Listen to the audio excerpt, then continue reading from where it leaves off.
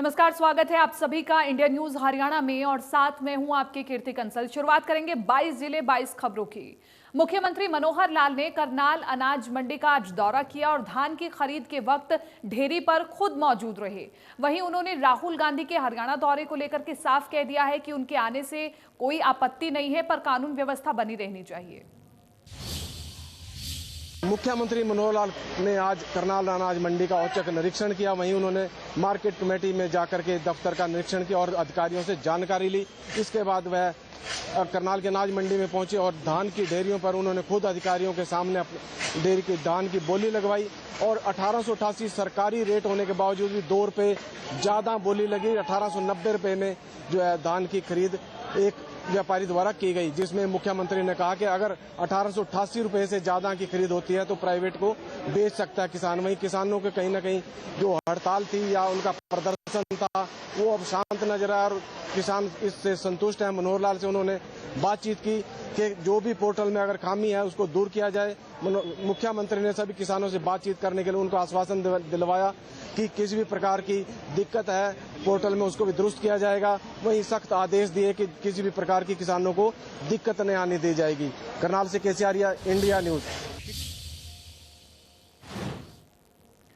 और हरियाणा के शिक्षा एवं पर्यावरण मंत्री कंवरपाल गुर्जर ने राहुल गांधी की हरियाणा यात्रा को गैर जिम्मेदाराना बताया। उन्होंने कहा कि राहुल गांधी को कोरोना के नियमों का पालन जरूर करना चाहिए।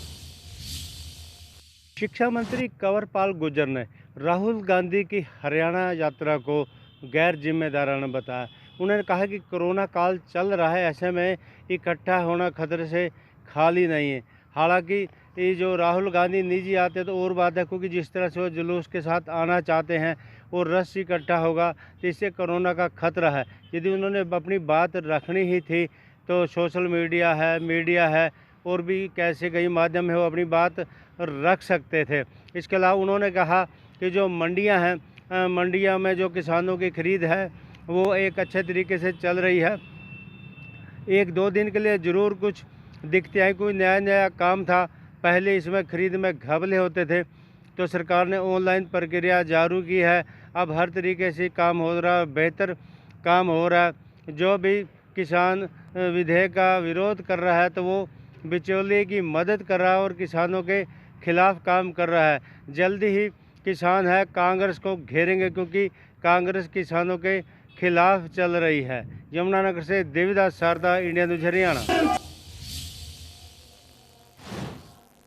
और गोहाना पहुंचे बीजेपी नेता और पहलवान योगेश्वर दत्त ने कांग्रेस पर निशाना साधा और उन्होंने कहा कि मैं खिलाड़ी हूं और 2016 के ओलंपिक खेलने के बाद कुश्ती से संन्यास लिया है और उसके बाद मैंने नौकरी भी की, लेकिन जो कार्य अपने किसानों के लिए, खिलाड़ियों के लिए और समाज के लिए खेल क्षेत्र में रह करके नहीं बल्कि राजनीति में आकर के किए जा सकते हैं, वो किसी और अन्य क्षेत्र में नहीं हो सकते। उन्होंने कांग्रेस पर भी कटाक्ष किया और कहा कि अगर राजनीति गलत है तो 3-3 पीढ़ियों तक राजनीति क्यों है।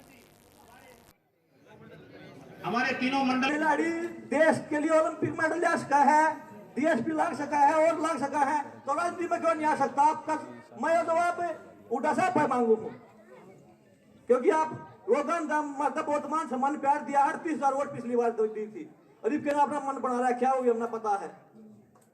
बस हम ये है कि हम आपके साथ रहना है, आपके भाई है। और हरियाणा दौरे पर आ रहे राहुल गांधी का कुरुक्षेत्र बॉर्डर पर स्वागत किया जाएगा, जिसको लेकर के कांग्रेस नेता अशोक अरोड़ा ने कार्यकर्ताओं के साथ बैठक की है। कांग्रेस के दिग्गज नेता राहुल गांधी के 2 दिवसीय हरियाणा दौरे को लेकर कांग्रेसी खासे उत्साहित हैं।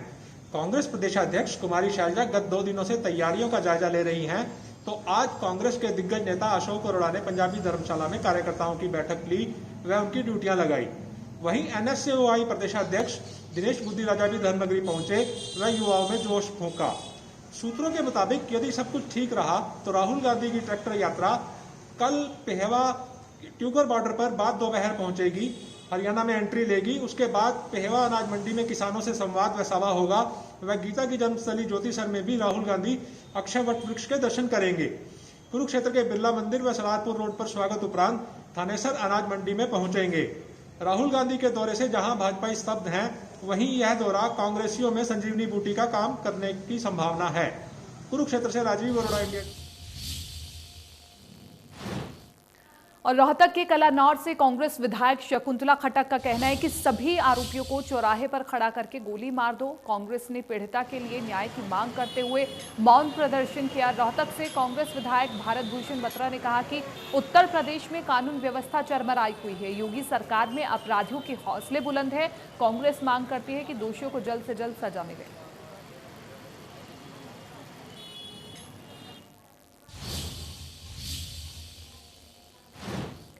और गुरुग्राम में पहल करते हुए स्वास्थ्य विभाग ने रात को भी कोरोना टेस्ट करने का निर्णय लिया है। त्योहारों को ध्यान में रखते हुए प्रशासन ने यह फैसला लिया। गुरुग्राम में कोरोना पर नकेल कसने के लिए जिला स्वास्थ्य विभाग की तरफ से एक नई पहल की गई है। अब दिन में ही नहीं बल्कि रात में भी कोरोना के टेस्ट किए जाएंगे। इसे मद्देनजर रखते हुए कि आगे जो त्यौहार हैं उन त्योहारों पर इसका असर ना पड़े, इसलिए ये पहल शुरू की गई है। गुरुग्राम जिला स्वास्थ्य विभाग की तरफ से अब ऐसे इलाकों में, चाहे वो गलेरिया मार्केट हो, सदर बाज़ार हो या हुडा सिटी सेंटर हो, MG रोड मेट्रो स्टेशन हो, इन इलाकों में अब रात में भी कोरोना टेस्ट के लिए कैंप लगाए जाएंगे। कैंप का मुख्य उद्देश्य यही है कि जो लोग सुबह और दिन के अंदर अपने कोरोना टेस्ट नहीं करा पाते थे, जो ड्यूटी पर बिज़ी रहते थे, तो उनको ध्यान में रखते हुए अब वो लोग रात में भी अपना कोरोना टेस्ट करा पाएंगे। इसके लिए गुरुग्राम स्वास्थ्य विभाग की तरफ से बाकायदा एक टीम गठित की गई है और इन इलाकों में ये कैंप लगाए जा रहे हैं। स्वास्थ्य विभाग की माने तो अभी इन कैंप की संख्या को बढ़ाया भी जा सकता है, क्योंकि जिस तरह से पिछले 3 दिनों से लगातार जो कोरोना टेस्ट हैं उनकी संख्या बढ़ रही है, यानी कि लोग इसके प्रति जागरूक भी हो रहे हैं। इसका मुख्य उद्देश्य यही है कि जिस तरह से अब त्योहारों का समय है तो लोग अपने घरों से जब बाहर निकलें तो कोरोना संक्रमण ना बढ़े, इसको ये ध्यान में रखा गया है। और फिलहाल अब जिस तरह की परिस्थितियां बनी हुई हैं उनको मद्देनज़र रखते हुए बढ़ते हुए इस आंकड़े को यहीं रोका जा सके और संक्रमण ज़्यादा ना फैले, इसलिए स्वास्थ्य विभाग की तरफ से एक कोशिश की गई है कि अब दिन में ही नहीं बल्कि रात में भी टेस्ट किए जाएंगे। फिलहाल सितंबर माह की बात की जाए तो करीब 1 लाख से ज़्यादा टेस्ट स्वास्थ्य विभाग कर चुका है। वहीं रात को जो कैंप लग रहे हैं उसमें भी लगातार संख्या बढ़ रही है और रोज़ाना करीब 100 से ज़्यादा लोग रात में अपने टेस्ट करा रहे हैं। गुरुग्राम से कैमरामैन जगदीश तोमर के साथ देवेंद्र भारद्वाज, इंडिया। और सिरसा में कोरोना से एक महिला की मौत हो गई है। जिले में कुल मौत का आंकड़ा 70 पर पहुंच चुका है। सिरसा में कोरोना की वजह से मरने वालों का सिलसिला लगातार जारी है। आज भी एक महिला की कोरोना वजह से मौत हो गई। यह 50 वर्षीय महिला गांव बुर्ज बंगू की रहने वाली थी और इसका उपचार अग्रवाल मेडिकल कॉलेज में चल रहा था। हालांकि इस महिला का कोरोना के साथ साथ हृदय रोग की बीमारी थी। अब कुल मौत का आंकड़े की बात करें तो सिरसा में अब तक 70 लोगों की कोरोना की वजह से मौत हो चुकी है। वहीं नए जो केसेज हैं उनका भी सिलसिला लगातार जारी है। आज भी सिरसा में 72 नए केस आए हैं।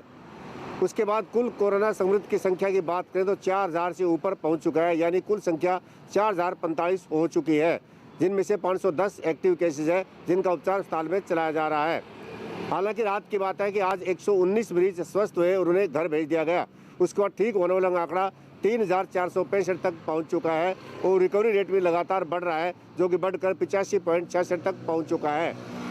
लेकिन जो नए आंकड़े आ रहे हैं उनसे अगर विश्लेषण करते हैं तो शहर में ज़्यादा आंकड़े आ रहे हैं।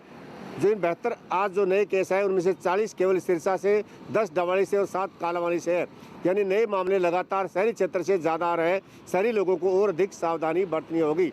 सीएमओ डॉक्टर सुरेंद्र नैन ने बताया है कि जब तक लोग पूरी तरह से सावधानी नहीं बरतेंगे तब तक कोरोना को हराया नहीं जा सकता। इसलिए जब भी बाहर निकले मास्क लगाकर जरूर निकले। सिरसा समर सिंह जानी, इंडिया न्यूज़। और इधर झज्जर में भी कोरोना के 31 नए मरीज सामने आए हैं। कोरोना से एक की भी मौत हुई है और जिले में अब तक कोरोना से 29 लोगों की मौत हो चुकी है। झज्जर में कोरोना लगातार निचले स्तर पर आ रहा है। पिछले कई दिनों से लगातार कोरोना मरीजों की संख्या घट रही है। आज टोटल 31 नए केस सामने आए हैं, जिनमें से 29 लोग डिस्चार्ज होकर अपने घरों को भी पहुँचे हैं और एक की आज मृत्यु भी हुई है। अभी तक की बात करें तो ज़िले भर में 2652 कोरोना पॉजिटिव केस आ चुके हैं, जिनमें से 2411 लोग डिस्चार्ज होकर अपने घरों को पहुंच चुके हैं। अब तक 29 लोगों की मृत्यु भी हो चुकी है। लेकिन राहत भरी बात है कि अब कोरोना का आंकड़ा दिन प्रतिदिन घटता जा रहा है। इंडिया न्यूज़ के लिए झज्जर से। और कैथल में कोरोना के 35 नए मामले आए हैं, वहीं 41 लोगों की मौत हो चुकी है। में कोरोना का लगातार जारी है। लगातार कैथल में कोरोना के मामले बढ़ते नजर आ रहे हैं। अगर आज की बात करें, आज कैथल में 35 मामले सामने आए हैं और टोटल अगर मौत का आंकड़ा लगाएं तो 41 मौतें कैथल में हो चुकी है। और एक्टिव केस की बात करें तो 209 एक्टिव केस कैथल में हो चुके हैं। उसके साथ साथ अगर हम बात करें एक्टिव रोगियों की, जो टोटल रोगी हो चुके हैं 2539 की संख्या उनकी कैथल में पहुंच चुकी है। इसके बारे में कैथल के सीएमओ जयकुमार जटान ने पुष्टि की है। उन्होंने जनता से अपील की है कि बहुत ही कम घर से बाहर निकले और सोशल डिस्टेंस का ध्यान रखें। जब सोशल डिस्टेंस का ध्यान रखेंगे तभी कोरोना पॉजिटिव लोगों में कम दरें बढ़ेगी। इसको लेकर ही जो कोरोना पॉजिटिव मामले हैं कम संख्या में आएंगे। कैथल से कैमरामैन पवन राविश के साथ मनोज मलिक, इंडिया न्यूज़। और भिवानी के नेहरू पार्क में 2 दिन पहले एक युवक का पर्स खो गया था। वो पर्स सीआईडी में काम करने वाले हेड कांस्टेबल बजरंग यादव को मिला और उन्होंने युवक को जाकर के उसका पर्स लौटा दिया। 2 दिन तक काफी पूछताछ और संपर्क साधने के बाद पर्स मालिक से संपर्क हो पाया, जिसके बाद बजरंग यादव ने उसका पर्स वापस लौटा दिया। खुशी की बात है मेरे लिए, और किसी के हाथ में हाथ तो शायद ऐसा नहीं होता। और फिर इन्होंने कॉल किया तो फिर मुझे काफ़ी खुशी हुई कि हाँ, मैंने तो आज छोड़ ही दी थी। एक ओपन जिम के पास टेबल के ऊपर ही, मैच के ऊपर ही पड़ा था पर्स। तो फिर मैंने अपने आस पड़ोस में पता किया, किसी ने नहीं किया, वो ये पर्स मेरा है। मैं पर्स को अपने जेब में डाल लिया। फिर मैं भाग आया तो मैंने यहाँ अड़ोसी पड़ोसी पूछा भाई किसी का पर्स पूछने वाले आया था, कोई अजय आया था। तो वहाँ से नंबर लेके किसी नंबर, ये अपना खुद अपना आई कार्ड देगा तो आए नंबर देगा, फ़ोन नंबर। तो उसके नंबर में मैंने कांटेक्ट किया तो उन्होंने कहा भैया आपका पर्स है मेरे पास, आप चिंता मत करना, इसके अंदर कुछ पैसे हैं और आपकी आइडिया हैं, चिंता मत करना, वो मिल जाएंगे। फिर इसने कहा भाई जी वो मैं कल आऊँगा जी। और प्रदेश में अवैध शराब का काला कारोबार थमने का नाम नहीं ले रहा है। जगह जगह अवैध शराब और उनसे जुड़े हुए लोगों को पकड़ा जा रहा है। फरीदाबाद में भी ऐसे ही एक देसी शराब की अवैध फैक्ट्री का पुलिस और एक्साइज विभाग की संयुक्त कार्रवाई में भंडाफोड़ हुआ है। फरीदाबाद पुलिस और एक्साइज डिपार्टमेंट की संयुक्त छापेमारी में एक देसी शराब की अवैध फैक्ट्री का भंडाफोड़ हुआ है। पुलिस सूत्रों की माने तो गांव सीकरी में टीन शेड बनाकर वहां अवैध शराब बनाई जा रही थी और इस अवैध शराब को उत्तर प्रदेश में बेचने के लिए बनाया जाता था। पुलिस के छापेमारी के दौरान वहां 5 लोगों की गिरफ्तारी भी की गई है, जिसमें से एक आरोपी सोनीपत का रहने वाला बताया गया, तो बाकी 4 आरोपी बिहार के हैं। बता दें कि वहां फैक्ट्री में काफ़ी मात्रा में केमिकल, ड्राम और शराब की पेटियां वहां से बरामद की गई हैं। इसके साथ साथ में फॉर सेल यूपी लिखे हुए काफ़ी संख्या में लेवल भी बरामद किए हैं। अब पुलिस 5 आरोपियों से पूछताछ करने के बाद में अदालत में पेश करेगी और उसके बाद में रिमांड पर लेकर ये जानने की कोशिश करेगी कि आखिर शराब का ये जो काला कारोबार था कितने दिनों से यहाँ चलाया जा रहा था। इसके साथ साथ में बाकी और कहां उनके तार जुड़े हुए हैं, इस बात को लेकर भी पुलिस जानने की कोशिश कर रही है। फरीदाबाद से देवेंद्र कौशिक, इंडिया न्यूज़। और रेवाड़ी में पुलिस ने आईपीएल पर सट्टा लगाने वाले 6 सटोरियों को गिरफ्तार किया है। पुलिस ने सटोरियों से 17,000 रुपए और बाइक सहित कई चीजें बरामद की हैं। हरियाणा का छोटा सा शहर रेवाड़ी, नाम तो आपने ज़रूर सुना होगा। जी हाँ, हम उसी रेवाड़ी शहर की बात कर रहे हैं जो हमेशा से आईपीएल के क्रिकेट मैचों पर होने वाली सट्टेबाजी को लेकर हमेशा से सुर्खियों में रहा है। इस बार भी पुलिस की पैनी निगाह थी उन सटोरियों पर जो करोड़ों रुपए का सट्टा लगाते हैं आईपीएल के इन मैचों को ऊपर। बीती रात भी रेवाड़ी की पुलिस ने एक घर के अंदर छापामारी कर 6 सटोरियों को गिरफ्तार किया, जिनके कब्जे से लगभग 17,000 रुपये की नकदी, 21 mobile phone, 2 laptop, 2 motorcycle, 1 scooty बरामद की है और अब उनके खिलाफ गैम्बलिंग एक्ट का मामला दर्ज कर अग्रिम कार्रवाई शुरू कर दी है। कैमरा पर्सन चंद्रशेखर के साथ श्याम बाटला, इंडिया न्यूज़ रेवाड़ी। और फतेहाबाद में आधी रात को जबरदस्त बवाल हो गया। सिरसा रोड पर दीप होटल के पास दो गुट आमने सामने हो गए और इस दौरान एक दूसरे पर पत्थरबाजी की गई। आसपास खड़ी गाड़ियों पर भी ईंट पत्थर फेंके गए। ये पूरी घटना सीसीटीवी में कैद हो गई है और सीसीटीवी की मदद से ही पुलिस इन हुड़दंगियों की तलाश कर रही है। बताया जा रहा है कि पहले दोनों पक्षों में कहासुनी हुई थी, इसके बाद मामला इतना बढ़ गया कि दोनों पक्षों ने एक दूसरे पर हमला कर दिया।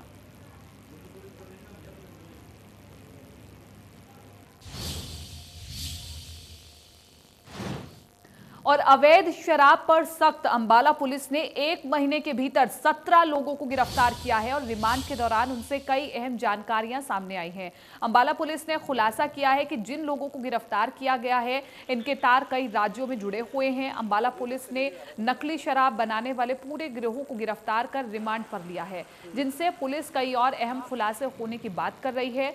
आपको बताएं कि 12 सितंबर को एलोवेरा जूस की आड़ में नकली शराब बनाने का पहला मामला सामने आया था। पहले एक ट्रक मिला जिसमें एलोवेरा जूस के नाम पर सप्लाई की जा रही थी शराब, वो पकड़ी गई, जिसके बाद पुलिस ने अगले ही दिन अलग अलग 2 गोदामों पर छापेमारी की, जिसमें से शराब की मोटी खेप पुलिस को बरामद हुई। मामले की तहकीकात आगे बढ़ी तो जांच में सामने आया कि वहां पर नकली शराब भी बनाई जाती है। हमें सूचना मिली थी कि देवीनगर बैरियर के पास गंदे नाले के में शराब को फेंकी गई है। मैं मौके पर पहुंचा तो शराब को बाहर निकलवा के नाले से उसकी गिनती कर रही हैं। ये जांच का विषय है और अफसरों को बता दिया गया है और जैसी भी स्थिति होगी बाद में बताई। पलवल में शादी समारोह में फूल डालने का काम करने वाली महिला के साथ 3 लोगों ने सामूहिक दुष्कर्म किया। महिला की शिकायत पर पुलिस पर केस दर्ज किया गया है और आरोपियों की तलाश की जा रही है। पीड़िता ने बताया कि वो शादी समारोह में फूल डालने के लिए गई थी। 3 लोगों ने कमरा बंद कर उसके साथ रेप किया और विरोध करने और किसी को बताने पर पीड़िता को आरोपियों ने जान से मारने की धमकी दी और फरार हो गए।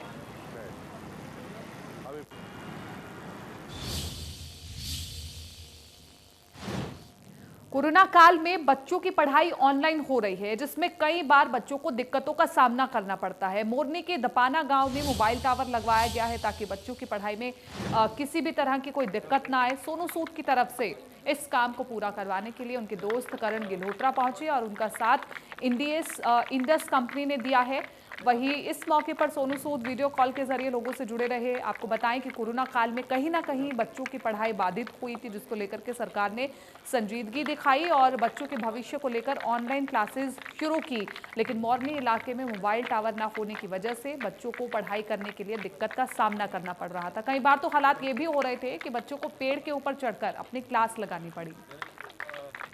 देखिए सर, ये किया यहाँ पर जहाँ पे देखा गया कि बच्चों को पेड़ पे चढ़ के सिग्नल कैच करने के लिए कोशिश करनी पड़ती है। ये भी नहीं कि वो सिग्नल उनको मिलता है, वो कोशिश करते हैं ऊपर से, फिर वो एक बच्चा बोलता है नीचे, बाकी बच्चे उसको पढ़ते हैं। तो वो इतनी जब दिक्कत देखी गई, हमें ये वीडियो ट्वीट हुआ सोनू सूद जी को और मेरे को, मैं चंडीगढ़ में ही रहता हूँ, तो फिर मेरे को सोनू भाई से मेरी बात हुई। मैं कहा भाई ये तो बाकी हम एक तरफ 21वीं सदी की बात करते हैं, डिजिटल इंडिया की बात करते हैं और कहाँ पर ये बच्चों को इतनी प्रॉब्लम फेस करनी पड़ रही है। तो फिर हमारे दोस्त हैं इंडस टावर्स में, जो कंपनी ये सारी सर्विस प्रोवाइडर्स के लिए टावर्स लगाते हैं, तो उनको मैंने रिक्वेस्ट की, मैंने उनको इस लोकेशन के बारे में बताया। अनिल जी यहाँ पर थे जिनके साथ हमारा संपर्क था, तो हमने इंडस टावर्स की टीम भेज के यहाँ पर सारा सर्वे करवाया कि कहाँ पे कैसे कनेक्शन लग सकता है। इन्होंने आगे कोलैबोरेट किया एयरटेल के साथ, एयरटेल की टीम भी इनके साथ आई, तो पूरा 2-3 दिन में प्रोसेस हुआ। तो फिर हमने इसको एक तरह से मिशन लिया कि हमने ये टावर इंस्टॉल करवाना ही करवाना है, क्योंकि वो बच्चों का एक ऐसा वीडियो दिमाग में घूमता रहता था। तो फिर यहाँ के जो सरपंच, पंच, जो बाकी गाँव वालों, सबका सहयोग मिला। हमने इनको बताया कि ऐसे ऐसे हम टावर लगाना चाहते हैं, हमें कोई घर चाहिए जिस पे हाइट मिल सके टावर के लिए। तो एक जेंटलमैन आगे आए, उन्होंने अपना घर हमें फ्री में ऑफ़र किया कि आप यहाँ पे टावर लगाइए, क्योंकि एक तरह से भलाई सबकी पूरे गांव की है, आसपास के इलाके की है जहां पर। फिलहाल 22 जिलों में इतना ही, लेकिन आप बने रहिए इंडिया न्यूज़ हरियाणा के साथ।